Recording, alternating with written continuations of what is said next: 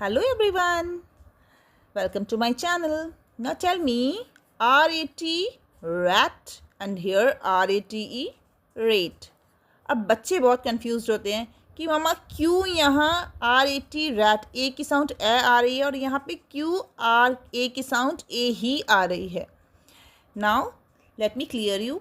बच्चों को बताइए कि जब भी ए किसी भी वर्ड पे अलोन अकेला हो तो उसे हम उसके फोनिक साउंड के साथ पढ़ेंगे ए.